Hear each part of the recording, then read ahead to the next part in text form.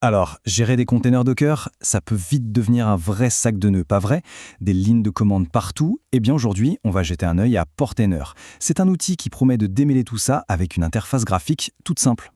Au programme aujourd'hui, d'abord, on va se confronter un peu à la complexité de la ligne de commande Docker, histoire de bien comprendre le problème. Ensuite, on verra comment Portainer arrive comme une solution. Puis, on passera au concret, comment on l'installe et comment on déploie une appli avec. Et pour finir, on verra où trouver toutes les infos officielles. Ok, première étape. Pour vraiment comprendre pourquoi un outil comme Portainer est utile, il faut commencer par le commencement.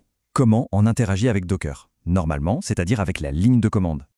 Parce que, soyons honnêtes, quand on a juste un ou deux containers à gérer, ça passe encore.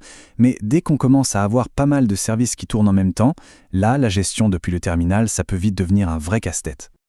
Regardez-moi ça.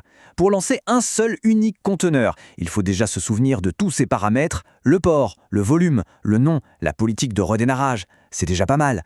Maintenant, imaginez faire ça pour des dizaines de conteneurs. La moindre faute de frappe et hop, c'est l'erreur assurée. Et c'est justement là qu'intervient Portainer.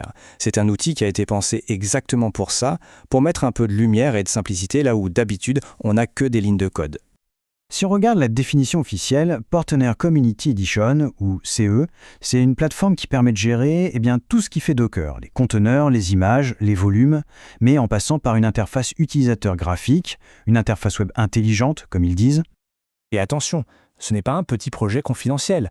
On parle de plus d'1 million d'utilisateurs. C'est énorme. Ça veut dire que c'est un outil qui est testé, utilisé par une très grande communauté. Et ça, en général, c'est un bon signe pour la stabilité et pour trouver de l'aide si besoin.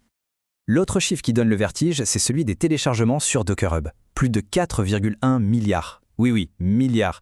Ça montre bien que pour beaucoup de monde, que ce soit les développeurs ou les admin 6, c'est devenu un peu le réflexe de base pour se faciliter la vie avec Docker. Bon, les chiffres, c'est bien beau, mais passons à la pratique. Comment on fait pour installer Portainer et le faire tourner? Vous allez voir, c'est pas bien compliqué. En fait, l'installation est vraiment simple. Prérequis numéro 1, évidemment, il faut que Docker soit installé sur la machine. Ensuite, étape importante, on crée un volume. Ça, c'est pour s'assurer que si le container Portainer redémarre, on ne perd pas toute la configuration. Et une fois que c'est fait, il ne reste plus qu'à lancer le container Portainer avec une commande.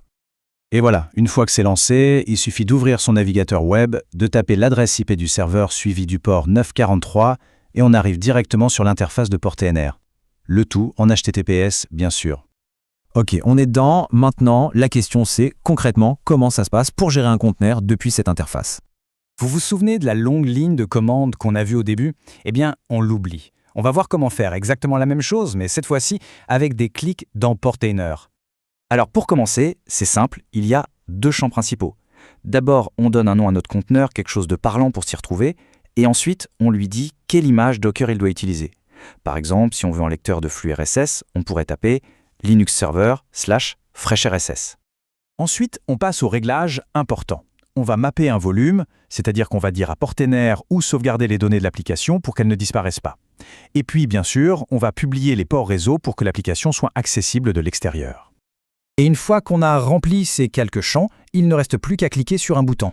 Un seul clic et le conteneur est déployé. C'est quand même plus simple, non? Voilà pour le tour d'horizon rapide. Si ça vous a intéressé et vous voulez creuser un peu plus, sachez que le projet est très bien documenté et accessible. Pour ça, il y a plusieurs endroits. D'abord, le site web officiel, www.portainer.io, c'est la base. Si jamais il y a un bug, un problème technique, le bon réflexe, c'est d'aller sur leur page GitHub. Et enfin, si on veut discuter, poser des questions, il y a une communauté très active sur leur chaîne Slack. Finalement, tout se résume à leur devise, choisir la clarté, pas le chaos. Et ça pose une bonne question. Ce n'est pas tant de savoir si on a besoin d'une interface graphique, mais plutôt de se demander combien de temps et combien d'erreurs on pourrait éviter en utilisant un outil comme ça.